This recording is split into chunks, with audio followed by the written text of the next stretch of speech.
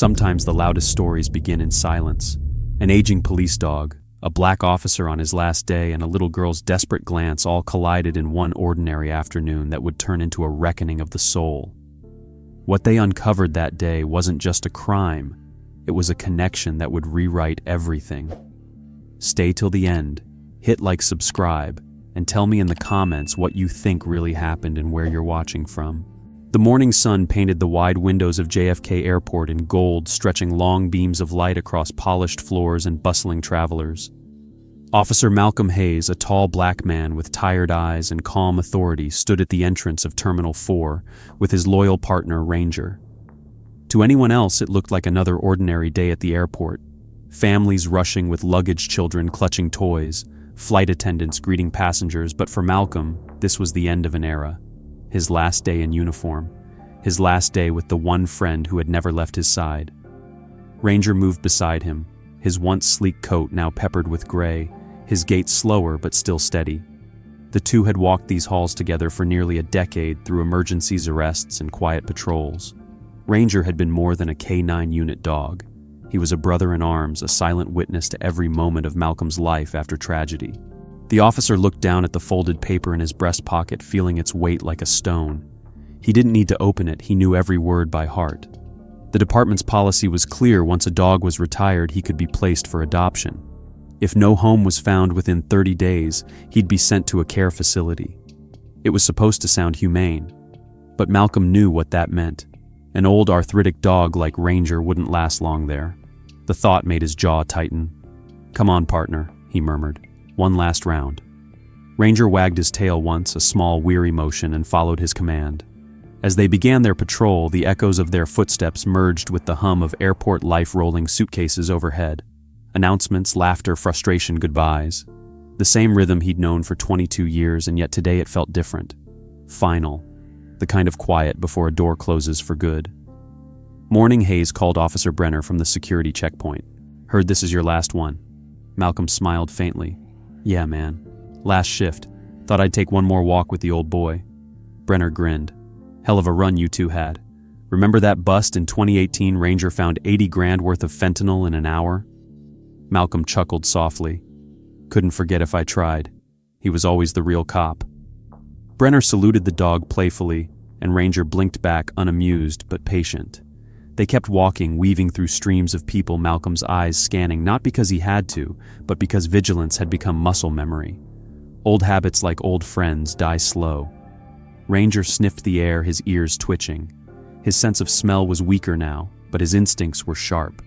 That's what Malcolm had always admired. Ranger never gave up, no matter how tired, how hurt. There was a stubborn nobility in him, a heart that refused to quit.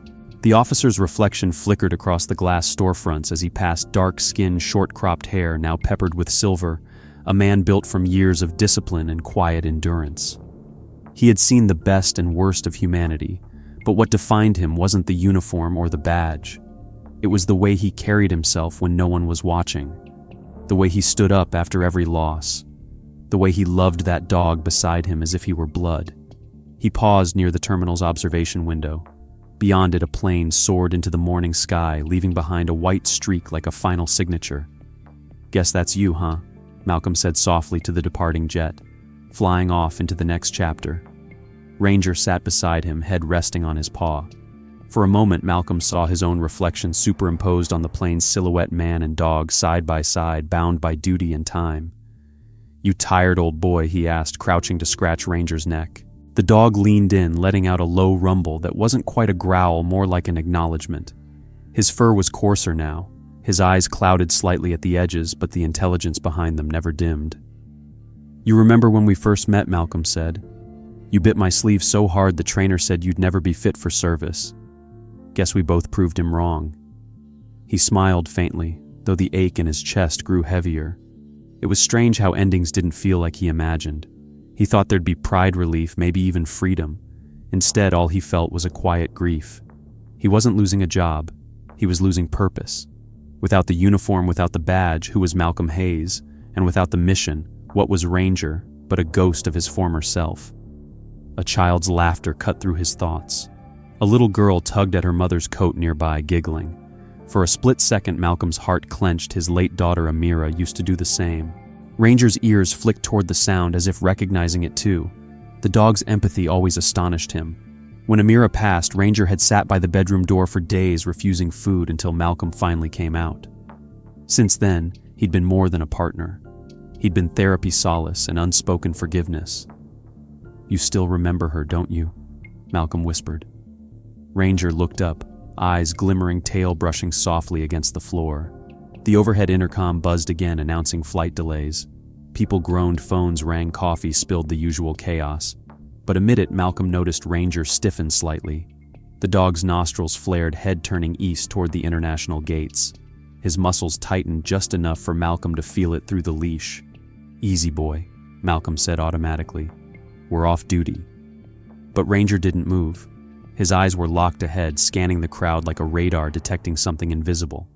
The fur along his spine rippled. Malcolm followed his gaze but saw nothing out of place, just travelers, security lines, kids in cartoon backpacks. Still, he knew that posture. He'd learned years ago to never ignore it. "You smell something," he murmured. Ranger gave a low whine, then a short, determined grunt. Malcolm straightened, his pulse quickening. After all these years, after all the missions, could it be that on their final day, fate was calling once more? He looked at the clock, 10:02 a.m., and back to Ranger, whose tail was now still as stone. "All right, partner," Malcolm whispered, voice rough with emotion. "If this is our last run, let's make it count." The crowd swelled around them, oblivious. But to Malcolm and Ranger, the air had changed, charged with something unseen, something waiting. The air in Terminal 4 pulsed with the rhythm of routine travel announcements, laughter, tension, the metallic scrape of suitcase wheels. But for Malcolm Hayes, the noise faded into a low hum the moment Ranger stopped walking. The leash went taut in his hand, and the old dog's body turned to stone. Ears forward, muscles, stiff eyes locked on something across the terminal.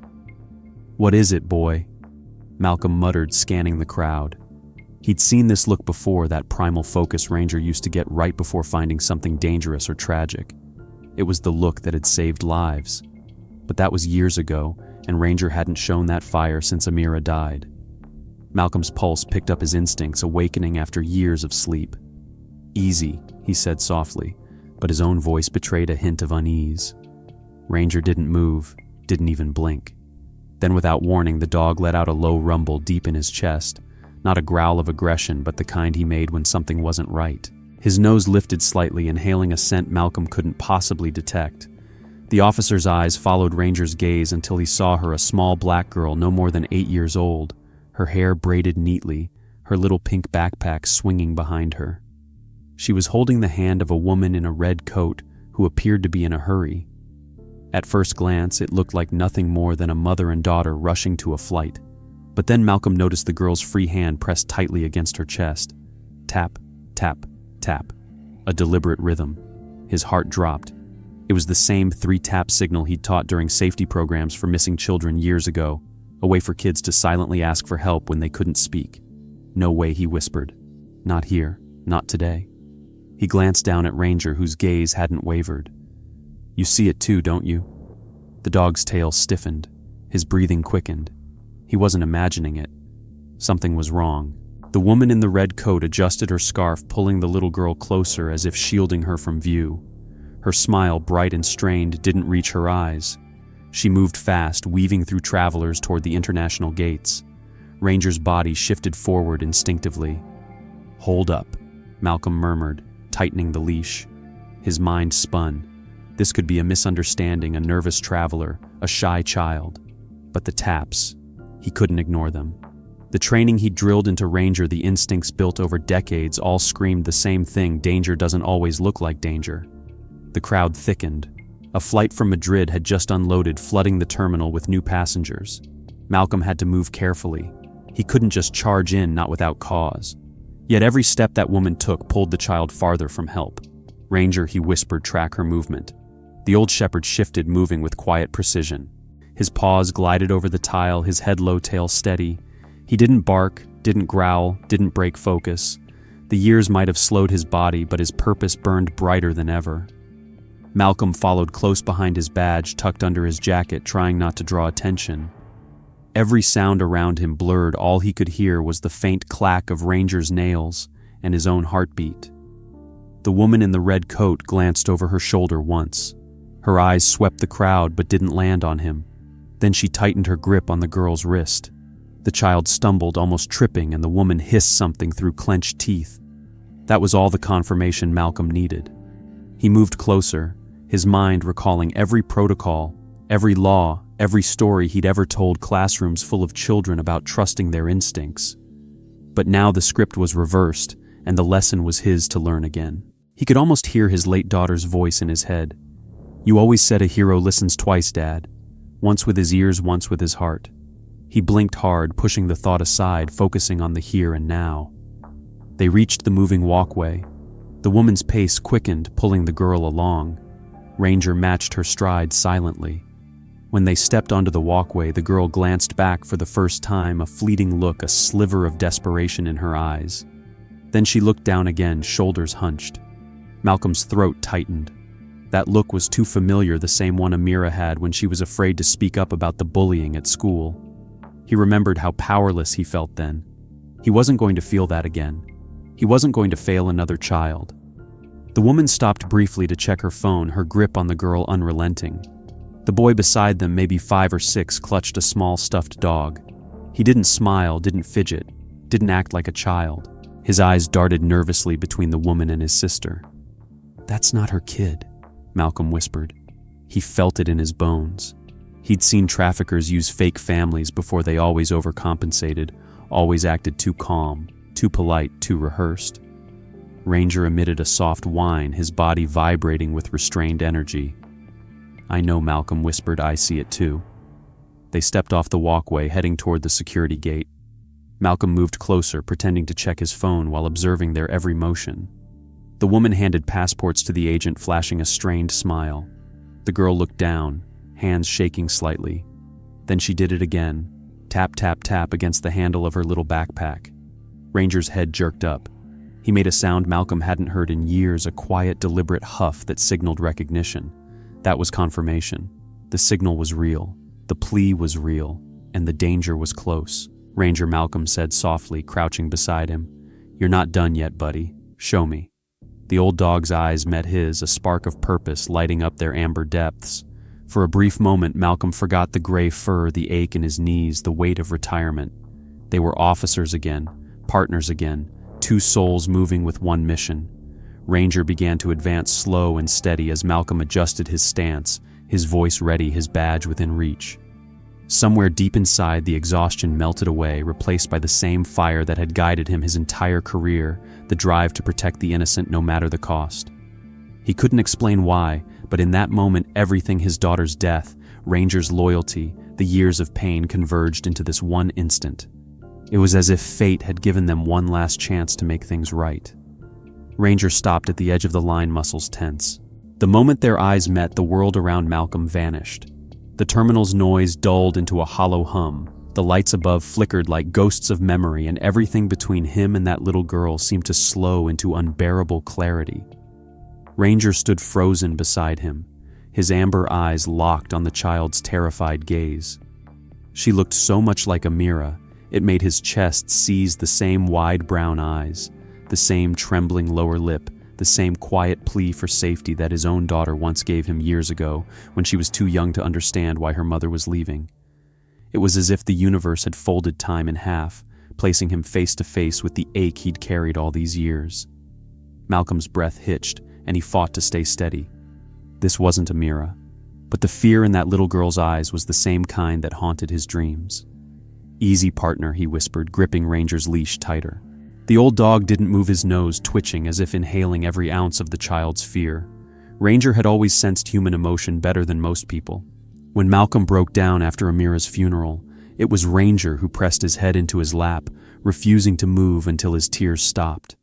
And now, all these years later, the dog was doing it again, reading the room, feeling the pulse of danger that no one else could see. The woman in the red coat reached the metal detectors, handing over her bag with a strained smile. The girl stood silently, clutching the stuffed toy that hung from her backpack zipper. Then for the briefest moment, she turned back and met Ranger's gaze again. Her lips moved soundlessly, but Malcolm could read it clear as day, please. That single word hit harder than any bullet he had ever faced. His throat tightened. He wanted to rush forward to intervene, but he couldn't, not yet. Without evidence, without confirmation, one wrong move could ruin everything. He took a steadying breath, feeling the weight of the decision pressing on his chest. He was no longer a cop bound by procedure, but a man bound by conscience. He looked down at Ranger. The dog's tail was still, his posture tense. The years had slowed his body, but not his heart. His every instinct screamed protection. "Show me," Malcolm whispered. Ranger shifted forward, his paws silent against the floor, his head low. They moved closer, step by step, their movements perfectly synced like the countless missions they had done before. Ranger led, Malcolm followed. The woman cleared the security scan, grabbing her bag too quickly. The guard at the desk frowned at her ID, flipping through the papers. "These children are yours?" he asked. Her smile was instant but brittle. "Of course," she said, her tone sugar-sweet but her eyes sharp. "We're late for a flight to Geneva." The guard hesitated. Something in her voice felt rehearsed. Malcolm's pulse hammered. He could see it, the cracks forming in her performance. The little girl shifted uneasily, her hand twitching against the strap of her bag. Ranger's ears pricked up, head cocked slightly, reading every micro-expression. The woman's jaw tightened. "Is there a problem, officer?" she asked, her tone turning defensive. Before the guard could respond, Ranger let out a deep, guttural growl. The sound sliced through the noise of the terminal like a blade. The crowd turned startled. Malcolm stepped forward, flashing his badge subtly. "Excuse me," he said calmly. "K9 unit, is everything all right here?" The woman's smile faltered. "Yes," she said quickly. "Just a routine check, right?" The guard looked at Malcolm uncertainly, but he nodded for him to continue. "Ma'am, do you mind waiting a second while we verify your documentation?" She tensed, fingers tightening around the little girl's wrist. The child winced, the silent word flashing again behind her lips, "Please." Ranger growled louder this time, stepping in front of the girl protectively. Malcolm's instincts screamed that it was time to act. He placed a hand on the woman's arm, gently but firmly. "Ma'am, he said you need to let go of her. You have no idea what you're talking about," she snapped, pulling back. But Ranger barked once, sharp, precise, commanding the kind of bark that meant imminent threat. The entire security line froze. Even the hum of conversation died. The woman's eyes darted left and right, looking for an escape. Her hand slipped toward her coat pocket, but Ranger moved first, lunging just far enough to block her path. His body shielded the children completely, his growl deepening. "That's enough," Malcolm said, voice low but unshakable. "You're not going anywhere." The security officers rushed over. The woman tried to argue, her words spilling fast, but her mask was cracking. The children stood motionless, trembling. The little girl's eyes filled with tears that didn't fall, her fear held tight behind silence. Malcolm crouched, lowering himself to her level. "You're safe now," he said softly. "He's got you." Ranger stood tall beside them, still watching, still guarding. The woman's protests faded as the officers led her away for questioning. As she disappeared down the corridor, the girl finally broke down, tears streaming down her cheeks. She clung to her little brother, who had started crying too. Malcolm felt the weight of the moment crush him, the kind of heartbreak and relief that comes all at once. "You did good," he whispered to Ranger, patting his neck. The old dog turned his head slightly, pressing his muzzle against Malcolm's shoulder. It was a simple gesture, but one filled with meaning, as if to say, "We're not done yet." Then Malcolm noticed something. The little girl's bracelet had slipped off during the chaos. He picked it up, a small charm in the shape of a heart tarnished at the edges.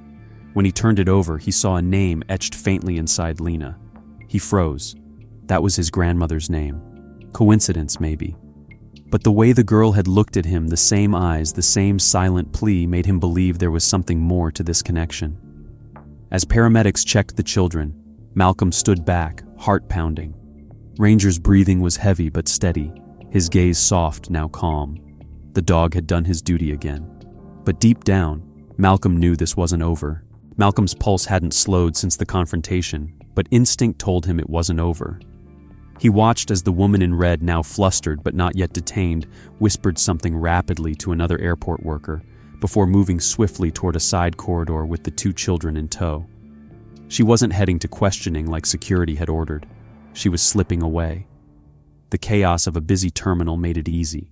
People argued about delays, families blocked pathways with suitcases, and somewhere in that swirl of humanity, a predator tried to vanish with her prey. Malcolm felt the rush of adrenaline sharpen every sense he had left. "Ranger," he muttered, loosening the leash. The old dog lifted his head, nostrils flaring, tracking the fading scent of fear.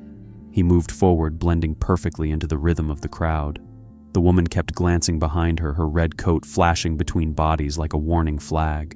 But every time she turned, Ranger ducked low, pretending to sniff a stroller or the base of a luggage cart. To everyone else, he looked like an aging K9 lazily checking for narcotics. Only Malcolm knew the truth. This was the same strategic movement that had once saved a hostage in Queens. Ranger might have been slower now, but he still hunted like a ghost. Malcolm followed from several paces behind, blending with travelers, his badge hidden under his jacket. His heart thudded in his ears. He couldn't alert airport security again, not until he was sure of the direction she was taking. The last thing he wanted was to panic the woman into hurting those kids. "Keep eyes on her," he whispered. Ranger glanced back once, confirming silently that he understood. The woman approached the duty-free corridor where perfume and luxury stores blurred together in a maze of mirrors and reflections. Her pace was quick but calculated. She pulled out her phone, spoke quietly into it, and glanced at the electronic departure board. Malcolm's eyes followed the same direction, Flight 417 to Casablanca Gate 7, departing at 4:15 p.m. Something inside him went cold. North African routes were high risk for human trafficking operations.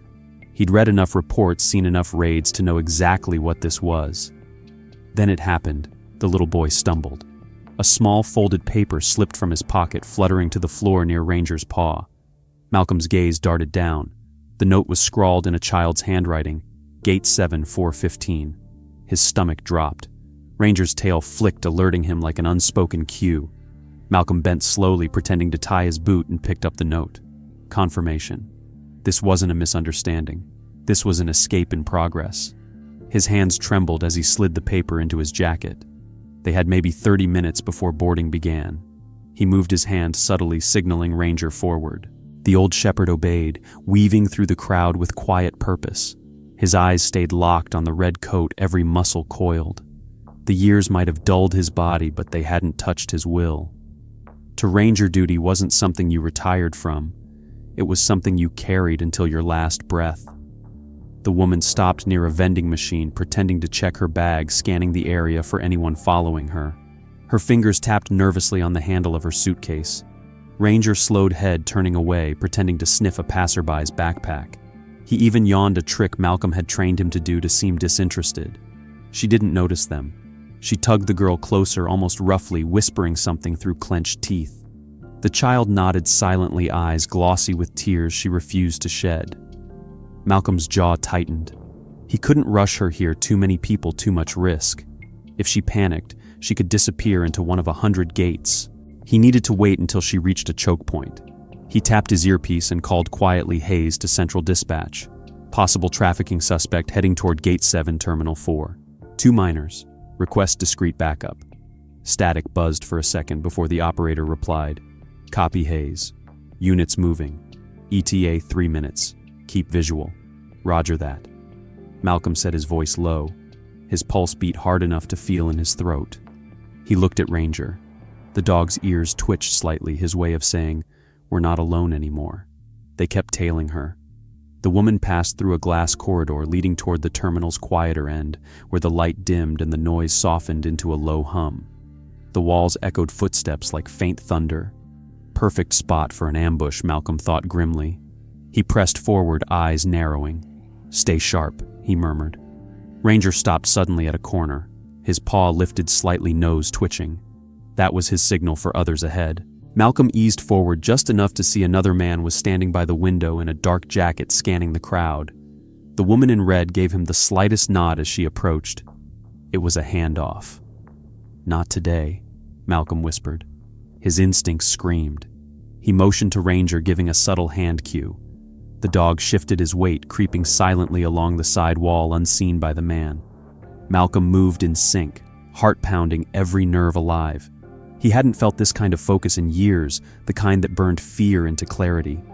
The woman slowed near the gate entrance. The boy's eyes darted around, terrified. The little girl looked back one more time, locking eyes with Malcolm again. He gave her a small nod, slow and reassuring. She blinked twice, understanding that help was close. Then Ranger moved. The old dog stepped into the corridor like a shadow come to life, walking straight toward the man in the jacket. The trafficker didn't notice until Ranger brushed past him, and then his hand went instinctively to his side pocket. Malcolm shouted, "Don't move!" drawing his badge just as Ranger barked once, sharp and commanding. The sound shattered the quiet. The woman froze mid-step. The children flinched, and the man tried to bolt. But Ranger lunged forward, grabbing the edge of the man's jacket and pulling him off balance. The man crashed into a display stand as Malcolm closed the gap, pinning him with practiced precision. The woman screamed, spinning to run, but Ranger's bark froze her in place again. Within seconds, 2 airport security officers appeared, followed by the dispatch backup. "Ma'am," Malcolm said sternly, "you're done." She shook her head wildly, voice rising. "You don't understand, they're my family." The little girl's voice cracked as she whispered, "No, she's not." Silence fell over the corridor. The woman's expression faltered, then crumbled. The mask of control disintegrated into panic. She looked at Malcolm like a cornered animal, eyes darting between him and Ranger. "You don't know what you've done," she hissed. But he did. He knew exactly what he'd done. He'd just stopped 2 children from vanishing forever. The officers cuffed the man and led the woman away, her voice echoing down the corridor until it was swallowed by the terminal's noise. The children clung to each other, trembling. Malcolm holstered his badge and crouched beside them. "You're safe now," he said softly. The girl nodded, clutching her brother's hand. Ranger sat beside them, lowering his head gently into the boy's lap. The child's tiny fingers curled into the dog's fur as if anchoring himself to something real after all the chaos. For a long moment, Malcolm said nothing. The air around the security checkpoint felt different now, heavy with tension that no one else seemed to notice. Malcolm's breath came slow and measured as he guided Ranger closer. The woman in red stood stiffly at the counter, her tone sugary sweet as she spoke to the agent, but her grip on the children's wrists had tightened so much that the little girl's fingers turned pale. "You're doing great," Malcolm whispered to Ranger, his voice steady even though his heart was pounding like a drum. The old shepherd stood tall beside him, head high, body tense. Every movement from the woman, the slight twitch of her jaw, the trembling fingers, the darting eyes only confirmed what his instincts were screaming. She was about to run. The agent looked down at the documents again, his brow furrowed. "These names don't match the birth dates," he said carefully. The woman laughed too quickly. "Oh, that's because their father filled out the forms wrong," she said, her voice smooth but shaking underneath. The agent hesitated, glancing at the children. "And where is their father now?" Waiting at the gate, she replied, her smile so wide it almost looked painful. Malcolm stepped closer, flashing his badge just enough for the agent to see it. "Mind if I take a quick look at those?" The woman's head snapped toward him, her eyes narrowing. "Is there a problem, officer?" she asked, her tone suddenly defensive. "Not yet," he said calmly, taking the passports from the agent. He flipped them open. The photos looked legitimate, but the expiration dates were off by 3 years, and the children's eyes, dull and distant, didn't match the bright, alert ones in the pictures. "Just a routine check," he said, but his tone carried an edge. "You don't mind waiting while we verify, do you?" The woman hesitated, her nails digging into the strap of her purse. "We're late for our flight," she snapped. "We've already gone through this with another officer." "I understand," Malcolm said evenly, "but you'll need to step aside for just a moment." She opened her mouth to argue, but Ranger made the decision for her. The dog's posture changed, one subtle shift, a lift of his chin, and then that bark. One sharp, deep, commanding bark that cut through the terminal like a gunshot. People turned. Conversations stopped. The sound wasn't random, it was a trained signal, one Malcolm had heard only a handful of times in his career. It meant immediate threat. The woman flinched violently, her face draining of color. "What's wrong with your dog?" she demanded, her voice cracking. "He's reacting to something," Malcolm said, eyes never leaving her. "He's never wrong." Her eyes flicked toward the exit, and he saw at the flash of panic the instinct to flee. "Don't," he said quietly. "Don't even think about it." Ranger took a step forward, his growl low and vibrating through the air. The boy whimpered, clutching the stuffed toy tighter while the girl's eyes welled up. She opened her mouth, but no sound came out. Instead, she mouthed it again. "Help." The same silent word that haunted Malcolm since the first time he saw it. You're scaring them, the woman hissed. They're my children. Then why are they asking for help? Malcolm asked coldly. Her expression froze just for a second, but it was enough. That half second of truth, that flicker of fear, sealed her fate. Ma'am, I'm going to need you to come with me, he said. Now.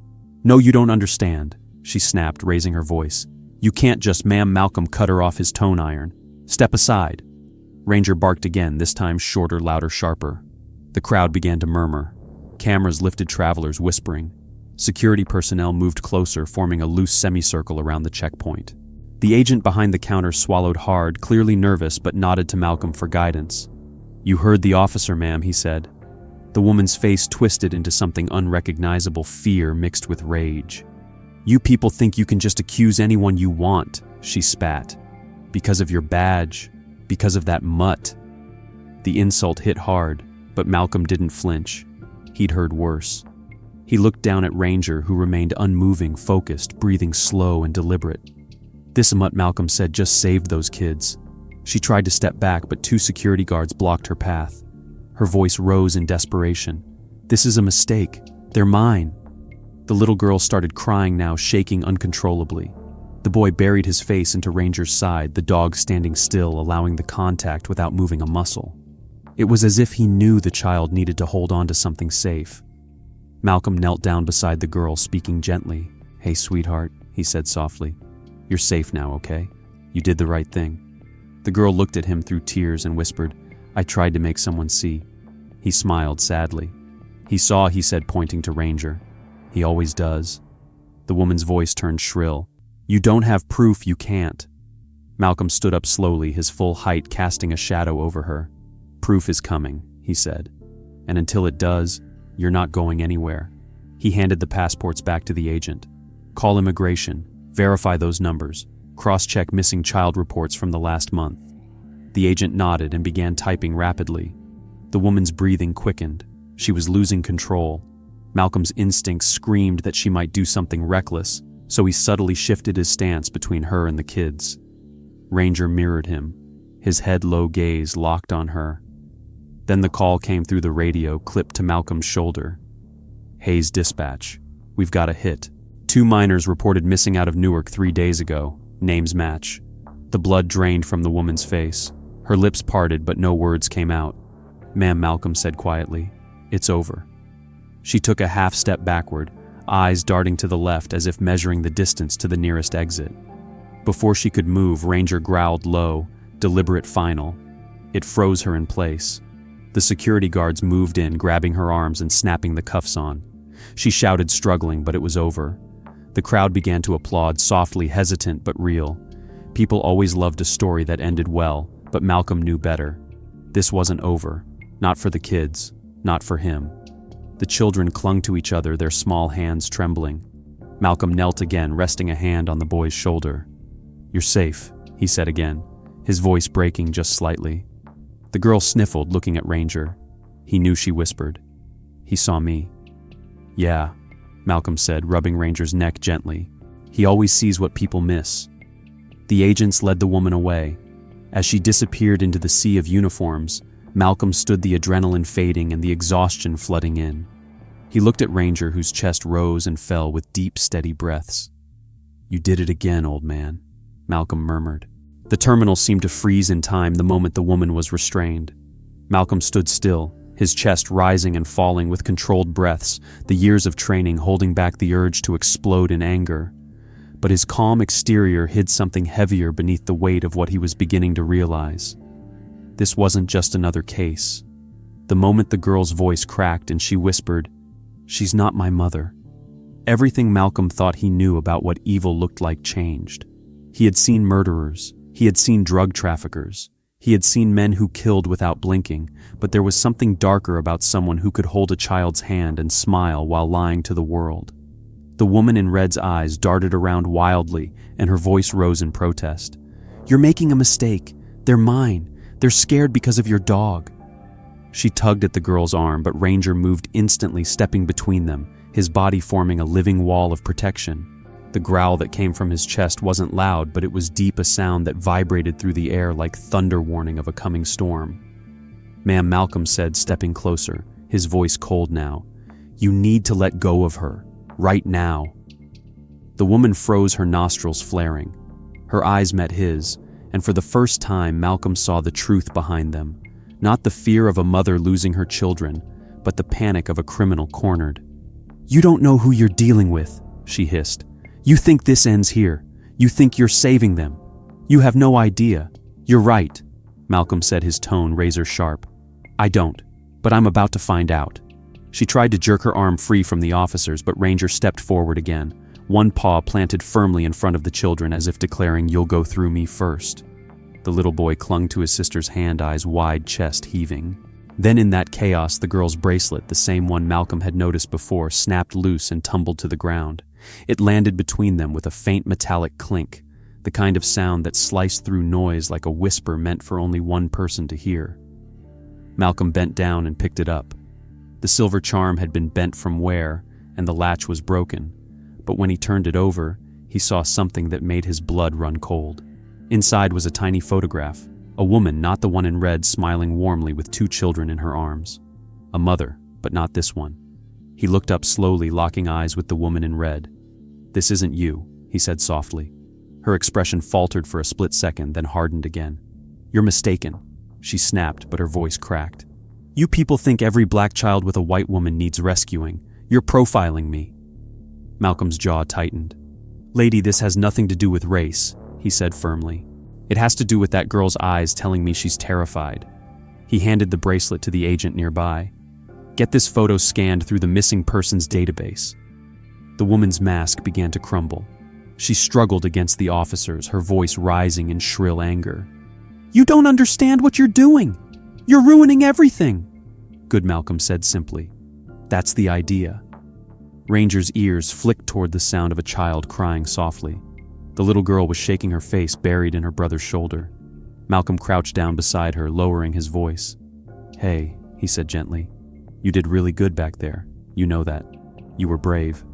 Her lip trembled. She said if I screamed she'd hurt him, the girl whispered. "I couldn't talk. I tried to make someone see." Malcolm's throat tightened. He nodded slowly. "You did," he said. "He saw you." He placed a hand on Ranger's neck. The dog looked at the child with those deep, patient eyes, the kind that saw right through fear. The woman in red jerked her head up, glaring. "You think you're some kind of hero?" she spat. "You think this changes anything? There are more of us than you can imagine. You can't save them all." "Maybe not," Malcolm said, standing up again. "But today I saved 2. She smirked faintly, though her voice trembled. "You don't get it," she whispered. "Those kids, they were already sold." The words hit like a gunshot. The air went cold. Malcolm felt something inside him twist, not just anger, but pure primal disgust. He turned away, closing his eyes briefly to stop himself from reacting. He had seen monsters before, but never one who looked this ordinary. "Get her out of my sight," he ordered. The officers nodded and began escorting her toward the holding room. Ranger followed his gaze unbroken, as if unwilling to let her vanish without knowing she was watched until the last second. Malcolm rubbed his temples, forcing himself to stay focused. "Get the kids water," he told one of the guards, "and find a quiet place for them to rest. I'll handle the paperwork." The agent returned a moment later, eyes wide. "Sir, we just matched the woman in that photo. She's a missing mother from New Jersey. Car accident 3 days ago. Critical condition. These are her kids." Malcolm froze. "She's alive." "Barely," the agent said. "Paramedics say she's stable but unconscious." Malcolm exhaled slowly, the weight of it hitting him all at once. "Then we're calling the hospital," he said quietly. "She deserves to know her kids are safe." He turned to Ranger, who sat watching him with quiet alertness. "You did it, boy," he murmured. "You really did it." The old shepherd tilted his head, then leaned gently against Malcolm's leg, pressing his weight there as if grounding him in the moment. For a second, Malcolm let himself breathe. The adrenaline started to fade, replaced by something softer, something human. He looked over at the children again. The little girl was still shaking, but when Ranger walked closer and lowered his head, she reached out and touched his fur. "He's warm," she whispered. "He's safe," Malcolm said. "Just like you now." She nodded slowly, her small fingers gripping the dog's collar like a lifeline. "Thank you," she whispered again, almost too quiet to hear. Malcolm smiled faintly. "You don't thank me," he said. You thank him. Ranger's tail thumped once against the floor. In that moment, the noise of the airport faded, the crowds forgotten. The walls of the interrogation room were sterile white, humming with the quiet buzz of a single flickering light overhead. The woman in red sat cuffed to the table, her posture stiff, her eyes darting between Malcolm and the mirror that hid the investigators behind it. Her once perfect hair was disheveled, and her confidence had evaporated into a thin layer of sweat glistening on her forehead. Malcolm stood near the door, arms folded, his badge glinting faintly under the fluorescent light. Ranger sat beside him, breathing steadily, his gaze fixed on her, as if he could see straight through every lie she was about to tell. "You're wasting your time," she muttered, finally breaking the silence. "You have nothing. Those kids will tell you they're mine." Malcolm's voice was calm, almost too calm. "You sure about that?" she sneered. "You think a scared little girl and her baby brother can prove anything? You think anyone's gonna believe a dog over a human? That dog," Malcolm said, his tone sharpening, "has a better record than half the people I've ever worked with. And he doesn't lie." The woman looked away, smirking, but he caught the twitch at the corner of her mouth, the tell of someone whose control was slipping. He didn't press her yet. He'd learned long ago that silence was a weapon sharper than any interrogation trick. He let the quiet stretch until it became unbearable. Ranger let out a slow, deep exhale, the sound filling the space. The woman's knees started bouncing, a nervous tick she couldn't hide. Finally, she snapped, "What do you want from me?" Malcolm's gaze didn't waver. "I want the truth. You wouldn't understand the truth," she said, her voice trembling between anger and fear. "Try me." She laughed bitterly, shaking her head. "You think I'm some kind of monster, don't you? You think I wanted this? I don't think you care what you wanted," Malcolm replied evenly. "I think you care about getting caught." Her face hardened, but her eyes flicked down involuntarily. Guilt. He recognized it instantly. "You weren't acting alone," he said quietly. "You had a partner." The man Ranger took down at the gate, he wasn't random. Who was he? She didn't answer, her lips pressing together into a hard line. "We already found your burner phone," Malcolm continued. "We know you were communicating with someone outside the airport. You can help yourself by talking, or you can stay silent and go down as the one who sold 2 kids across the ocean." Her shoulders twitched. She wanted to stay defiant, but her breath hitched. "It wasn't supposed to be like this," she muttered. "They told me it was just transport work. IDs, flights, nothing violent." "Nothing violent." Malcolm's voice cut through the air like a blade. "You kidnapped 2 children from their injured mother and sold them like cargo. You think that's not violence?" Her eyes flashed with something, regret maybe, or the realization that the walls were closing in. "I didn't take them," she whispered. "The others did. I just moved them. I needed money." "You'll get 3 meals a day now," Malcolm said coldly. "Hope it was worth it." The woman looked up suddenly, tears forming, but there was no sympathy left in him. Behind him, Ranger shifted his weight, sensing the change in tension. The dog's ears twitched, his tail tapping the floor once. Malcolm turned toward the observation mirror. "You got enough." The door opened behind him and Agent Miller stepped in holding a file. "Plenty," she said, nodding. "Interpol's been tracking her for months. She's part of a ring that's been moving kids through 3 airports along the East Coast. These 2 are the first we caught before they disappeared." "What about the mother?" Malcolm asked. "She's awake," Miller said softly. "She asked about her children." Malcolm exhaled, relief washing over him like a quiet tide. "Then let's make this fast." Miller nodded, closing the door again. The woman in red was trembling now, her earlier arrogance collapsing. "You don't understand," she said again. "You think I chose this. You think I had a choice." Malcolm's gaze hardened. "You always have a choice." He turned toward the door, ready to leave, but paused when Ranger let out a soft growl. The dog's eyes were fixed on her wrist. Malcolm followed his gaze and saw it, a tattoo partially hidden under her sleeve. He stepped closer, gripping her arm before she could pull away. "What's this?" he demanded.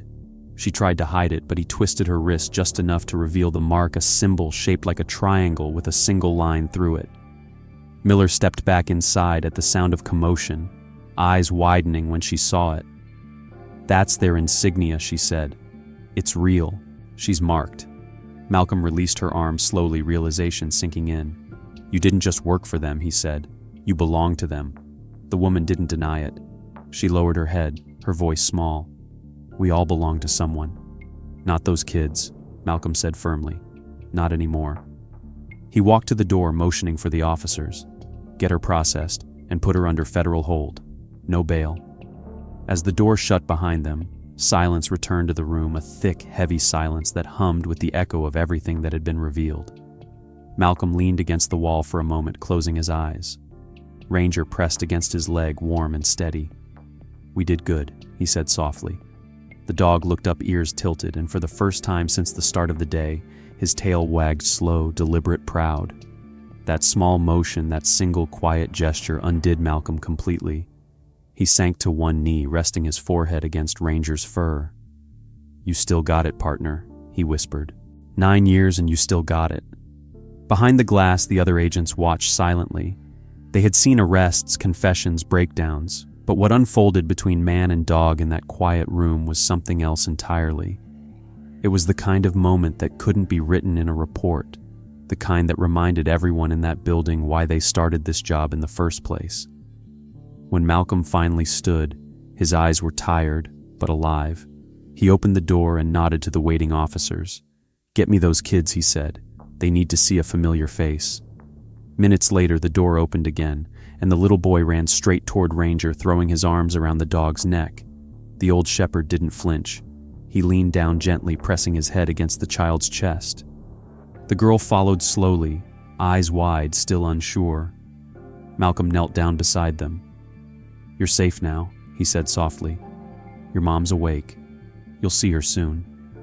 The girl's lower lip quivered. She's really alive. She is, he said, smiling faintly, and she's waiting for you. The boy looked up at him. You're the man with the brave dog. Malcolm chuckled softly. That's right. But the truth is, he's braver than me. Ranger's tail thumped again, that same gentle rhythm of peace after the storm. Malcolm reached over, scratching behind his partner's ear. Guess we're not done yet, huh? The old dog's eyes were bright again, alive with purpose. The hallway outside the interrogation room was silent, except for the distant hum of airport announcements and the rhythmic echo of footsteps moving toward normalcy.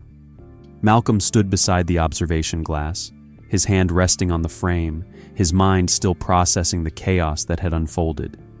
He should have felt relief the children were safe. The trafficker was in custody, and the case was wrapping up. But something inside him remained unsettled. Something that tugged at the edges of his thoughts, like a memory refusing to stay buried. Ranger sat beside him, breathing softly, his old frame steady and composed, despite the long day. The two children waited in a small room down the hall, sipping water under the supervision of a nurse and a social worker. Malcolm looked through the open doorway occasionally, just to reassure himself they were still there, still real. The girl, small and fragile, had stopped crying, but clung to her brother's hand like she'd never let go again. She was talking quietly to Ranger, who lay near her feet, ears perked and eyes gentle as if he understood every word she said. Malcolm's phone buzzed in his pocket, breaking his reverie. He pulled it out and saw a message from the records office: identity verification complete. Come review in person. He glanced at Ranger. Come on, partner. One more check before we call it a day. Ranger rose slowly, his joints creaking, but he followed without hesitation. They entered the cramped office where a clerk was waiting behind a computer screen filled with scanned forms and official seals. Officer Hayes, the clerk, said, her voice quiet but respectful. We confirmed the children's identities. Their mother is listed as Angela Hayes. Malcolm froze. Say that again. The clerk turned the screen toward him. Angela Hayes. She's the mother. The girl's name is Lena Hayes. The boy's is Aaron Hayes. The room tilted for a second, the words hanging in the air like something impossible. Hayes, he repeated. Yes, sir, she said, unaware of the tremor in his voice. It looks like a coincidence, but no, Malcolm said quietly. It's not. His mind raced back to his father's stories, to the small towns scattered through Georgia, where branches of the Hayes family had spread generations ago. He'd always wondered about the cousins he never met, the kin who moved north and never came back. Do we have any contact info for their next of kin? He asked. Just the hospital in Newark, the clerk said. The mother's still recovering there. They said she might be conscious by now. Malcolm's pulse quickened. Send me the address, he said, and get me clearance to transport those kids as soon as medical gives the okay. He walked out of the office in a daze, Ranger padding silently beside him. The world around him blurred, travelers moving in a rush of colors, security officers talking into radios, planes taking off in the distance. But none of it felt real. All he could think about was the name, Lena Hayes. His daughter Amira had been gone for 7 years, but hearing that name, that echo of his family, stirred something deep inside him that had been dormant for too long. When he reached the holding area, the little girl looked up at him instantly, her big brown eyes searching his face like she recognized something in him too. "Hi, sweetheart," he said softly, crouching beside her. "How are you holding up?" She nodded weakly. "Tired." "That's okay," he said. "You've been through a lot." He hesitated, then asked, "Your name's Lena, right?" She nodded again. "Lena Hayes." Malcolm forced a small smile, but his voice cracked when he said, "That's a strong name. My mom says it's from my dad's family," she said, tracing her fingers along Ranger's fur. "He said we have family in the South, maybe Georgia, but I never met them." Malcolm swallowed hard. The air seemed to thicken around him. "Your dad," he said carefully. "What's his name?" "Elliot," she said. "He was a soldier. He died before I was born." Her little voice trembled, but she didn't cry. Malcolm's breath caught in his chest. Elliot Hayes. He knew that name. He remembered the letters of condolence he'd signed years ago as a young sergeant, a list of fallen soldiers who served overseas. Elliot Hayes. He had been one of his squad mates, a brave man with a soft smile who used to share stories about the unborn daughter he couldn't wait to meet. Malcolm had never forgotten him, even after all the years and deployments. And now, sitting in front of him, that daughter was here alive, frightened, and somehow connected to him by more than chance. He sat back slowly, overwhelmed. Fate didn't draw lines this sharp unless it meant something. Hours passed like minutes. The trafficker was transported to federal custody, and the airport began to quiet as flights slowed into the evening. Malcolm arranged transport for the children to the hospital, and by nightfall they were in an ambulance headed across the bridge. He rode in the passenger seat, eyes staring out at the New York skyline flickering under the weight of storm clouds. Ranger sat in the back beside the children, his head resting gently against Lena's knee. She whispered to him softly, telling him how brave he was, how she wished she could keep him forever. The boy Aaron had fallen asleep, his hand still tangled in Ranger's fur. When they reached the hospital, the air smelled of antiseptic and rain. Nurses guided them through narrow corridors until they reached room 214. The woman inside was pale, bruised, but alive. Her eyes fluttered open when the door creaked, and when she saw the children, her breath caught. Mom Lena cried, running to the bedside. The reunion broke something in Malcolm, a dam inside his chest he hadn't realized was still holding. The woman Angela Hayes reached out trembling hands, pulling her children close. Tears rolled freely down her cheeks as she murmured their names over and over. "I thought I'd never see you again," she whispered. "I tried to stop them, but..." She stopped suddenly, her eyes locking on Malcolm. "You're Officer Hayes," she said, her voice faint. "Yes, ma'am," he said quietly. "We found your kids." She blinked hard, squinting at him as if searching her memory. "My husband. He talked about you," she said slowly. "You served together. Malcolm Hayes. He said you were the one who dragged him out after the explosion." The floor seemed to shift beneath him. "He said that," Malcolm asked softly. "He told me if anything ever happened to him," she continued, her voice shaking, "to find you. Because you were a good man. The kind who wouldn't forget his own." She smiled weakly through tears. "And now, after all these years, you found me."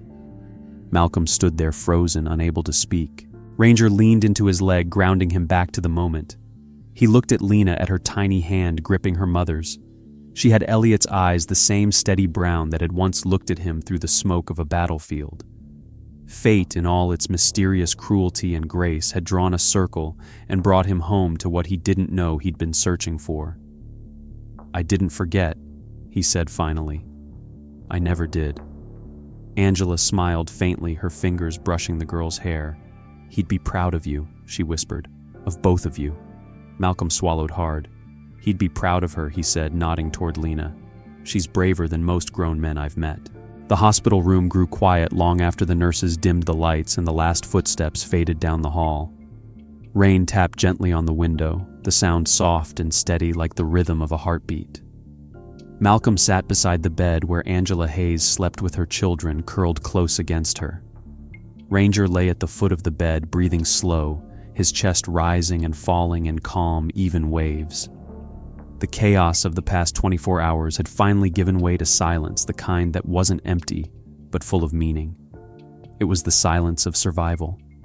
Malcolm leaned back in his chair, exhaustion written across every line of his face. He looked at Ranger and saw the same fatigue mirrored there, but also something deeper: contentment. The old shepherd's eyes half closed, his muzzle resting on his paws, his duty finally done. Malcolm thought back to the moment years ago when he'd first met Ranger, wild and untrained, snarling at every human hand that reached for him. He remembered how the dog had tested him, how he'd bitten through his sleeve before trusting him. It had taken months to earn that trust, and now, after 9 years, it had become the purest partnership he'd ever known. "You did good, partner," Malcolm said quietly. "Better than any of us." Ranger lifted his head at the sound of his voice, ears twitching. His eyes found Malcolm's, and in them was something that felt almost human, a knowing, a shared understanding that words could never reach. The little girl Lena stirred and opened her eyes. She blinked at the soft hospital light and smiled faintly when she saw Ranger watching her. She slid off the bed carefully so she wouldn't wake her brother, padding across the cold floor barefoot. She crouched beside the dog, her small fingers brushing the fur on his head. "Hey boy," she whispered. "You okay?" Ranger's tail thumped once against the tile and he exhaled softly.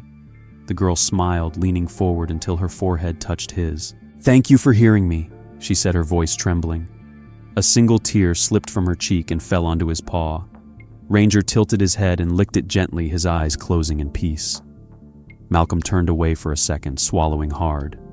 The sight of them, the small child and the old dog, both survivors, both carrying scars invisible to the world, was almost too much for him to bear. For a moment he saw Amira instead of Lena, her laughter echoing faintly through memory, the way she used to hug Ranger after every school day. That sound had lived in his head for years, like a song that never finished playing. He cleared his throat softly and stood. "You should get some rest, sweetheart," he said gently. Lena looked up, smiling through sleepy eyes. "Will he be okay?" "He'll be fine," Malcolm said, forcing a smile. "He's tougher than both of us." But even as he said it, he knew it wasn't entirely true. Ranger was getting old. His steps had slowed, his breathing had grown heavier. Time had taken its toll, and Malcolm had spent months pretending not to notice.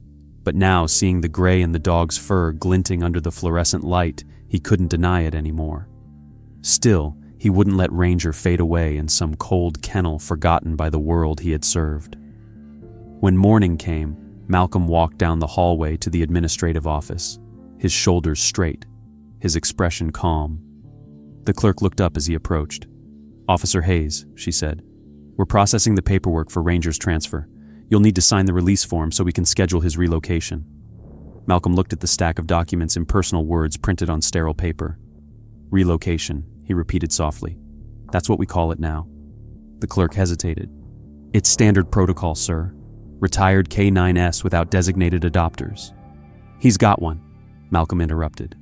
The clerk blinked. Sir Malcolm took a pen from the counter, flipped the last page over, and signed his name in bold, steady handwriting. "He's coming home with me," he said. "He's earned that." The clerk looked uncertain. "You sure he's old? Medical costs upkeep." "He's not a cost," Malcolm said quietly. "He's my partner." She nodded and stamped the paper without another word. As Malcolm turned to leave, the weight in his chest eased for the first time in years. He walked back to the hospital room where Lena was sitting beside Ranger, feeding him small pieces of bread from her breakfast tray. The boy giggled softly, watching the dog's tail wag lazily with each bite. "Looks like you've got new friends," Malcolm said with a grin. Lena looked up. "He's part of our family now," she said confidently. "Mom said we can visit when we're better." Malcolm smiled faintly. He'd like that. "You too," she added shyly. "You should come." The words caught him off guard. "Me?" he asked. "Yeah," she said. "You saved us." "No," he said softly, glancing at Ranger. "He did. I just followed him." Lena shook her head, her small voice certain. "You both did." The simplicity of her faith pierced straight through him. He felt tears pricking at the back of his eyes, but he blinked them away, unwilling to let them fall in front of the kids. "You get better," he said, his voice gentle but firm. "That's your job now." She nodded solemnly, taking it like an oath. Ranger lifted his head again, resting it in her lap. She bent down and kissed his forehead once more. "I love you, Ranger," she whispered.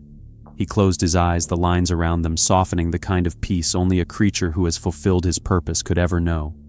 When the doctors arrived to move the children to a different ward, Ranger stayed still until they were out of sight, then slowly turned his head toward Malcolm. The old dog's eyes were tired but calm, filled with gratitude. "Yeah, I know," Malcolm murmured. "You did good." Later that afternoon, as rain gave way to sunlight, Malcolm stood outside the hospital with Ranger at his side. The sky was clearing pale blue, breaking through the gray. He looked down at the adoption papers in his hand, the ink still drying on the signature. "Guess it's official," he said softly. "You're stuck with me a little longer." Ranger pressed against his leg tail, swishing faintly. The house was quiet that morning, the kind of quiet that sits heavy and sacred. A soft light came through the blinds, dust floating in the golden rays like memories that refused to settle. Malcolm Hayes sat on the edge of his couch, one hand resting on the armrest, the other holding a cup of coffee that had long gone cold. Across the room, in his favorite spot by the window, lay Ranger. The old shepherd had curled himself into a half moon, his breathing shallow but peaceful. Malcolm had grown used to the rhythm of those breaths over the past month, the gentle in and out sound that filled the silence of the house. Since the day at the hospital, life had been quiet, simple, and almost painfully beautiful. The children had recovered. Angela had healed enough to walk again, and the storm that once seemed endless had finally broken into sunlight. They visited every week, bringing laughter and stories, and Ranger had found his joy again. He would perk up at the sound of their voices, tail wagging weakly as they ran up the steps. He'd sit patiently, letting Aaron crawl into his fur and Lena rest her head against his neck. For Malcolm, it had been like watching life come back to something that was already fading. He knew Ranger didn't have much time left. The vet had said it gently, but Malcolm already knew. You don't spend 9 years with someone and not notice when they start to say goodbye in their own quiet way. Ranger slept more now. He didn't follow Malcolm from room to room anymore, didn't bark at the mailman, didn't chase the squirrels in the backyard. Instead, he'd lie near the open door, watching the sky as if remembering everything he'd ever seen beneath it. On that particular morning, Malcolm knelt beside him, running his hand through the dog's fur. "Morning, partner," he whispered. Ranger's ear twitched faintly at the sound of his voice. "You ready for breakfast?" There was no response this time, just a soft, steady exhale. Malcolm stayed there for a long moment, the realization creeping in not as a shock but as a gentle understanding, like a wave that finally reached the shore. Ranger had gone quietly, exactly the way he'd lived, calm, loyal, and full of purpose. His head rested on the bracelet Lena had given him during her last visit, the tiny heart charm glinting faintly beneath his paw. Malcolm swallowed hard tears gathering before he could stop them. "You waited until the morning," he said softly. "You always did like the light." He sat down beside him and stayed there for hours, the world moving outside his window while his heart stayed still. When the vet came to help with arrangements, Malcolm refused to send Ranger away like a stranger. He built a small resting place in the backyard beneath the oak tree where the dog used to nap in the summer. He placed the bracelet in the ground with him, and beside it the old leather collar from their first day of duty. On the wooden marker he carved 3 words by hand: "He heard her." That evening, as the sun dipped behind the horizon, Malcolm stood by the grave with Angela and her children. Lena knelt beside it, placing a single daisy on the soil. "He's still watching us," she said with a small, trembling smile. "He always will," Malcolm replied. The boy tugged on his jacket. "Are you sad, Mr. Malcolm?" The question caught him off guard. He looked down at the child's innocent face and smiled faintly through the ache. "A little," he admitted, "but mostly I'm proud. He did everything he was born to do." They stood in silence for a while, the kind that doesn't need to be filled. The wind carried the scent of pine and rain, and somewhere in that breeze Malcolm thought he heard the faint sound of paws on tile, the echo of a bark that had once filled every corner of his life. The weeks that followed were quiet again, but not lonely. The hole Ranger left wasn't empty. It was full of memory, full of lessons. Malcolm spent his days visiting schools and airports, speaking to officers and parents about child safety. One afternoon, while showing a group of children how to recognize danger, Lena tugged his sleeve. "You said we should make a signal if we're scared," she said. "But what if we can't move our hands?" Malcolm thought for a moment, then smiled. "Then you make eye contact," he said, "like you did with Ranger. Sometimes help doesn't come from shouting. Sometimes it comes from someone paying attention." The program grew from there, and soon Malcolm had turned his retirement into something bigger than himself, a foundation called Ranger's Code. Its mission was simple: to teach children how to send silent signals in danger and to train more dogs to recognize them. Every presentation began the same way, with a photograph projected on the screen. A little girl kneeling beside a German shepherd, her tears falling onto his paw. Malcolm would tell their story not as a hero's tale, but as a lesson in empathy, courage, and trust. He wasn't just a dog, Malcolm would say. He was proof that loyalty can save lives, that sometimes the smallest voice is heard by the quietest heart. The foundation gained national attention within a year. Schools invited him to speak, airports adopted the signal training system, and Ranger's name became a symbol of hope. The first plaque went up at JFK, right near Terminal 4, where it had all happened. It read, "In honor of Ranger, who heard what no one else could." On the day of the dedication, Malcolm stood alone before the plaque. The terminal was busy, just like it had been that morning months ago. Travelers rushed past, unaware of the story that had unfolded on that very floor. But Malcolm didn't need them to know. It wasn't about recognition. It was about remembrance. He reached out and touched the cold metal of the plaque, his reflection shimmering faintly in its surface. "We did it, boy," he whispered. "You didn't just save them. You saved me too." He turned toward the windows where planes took off into the fading light. The sun dipped low, turning the sky into gold and crimson. For a moment, the sunlight hit the glass just right, and he swore he could see Ranger's silhouette trotting beside him, tail up, head high, forever on patrol. He smiled through the tears. "See you on the next watch, partner." As he walked out of the terminal, the world felt lighter, the noise around him less sharp, the air clearer somehow. The end. If this story touched your heart, make sure to like and subscribe for more true stories that remind us what loyalty and love really mean. Tell me in the comments what you thought of Ranger's journey and where in the world you're watching from. Your thoughts keep these stories alive.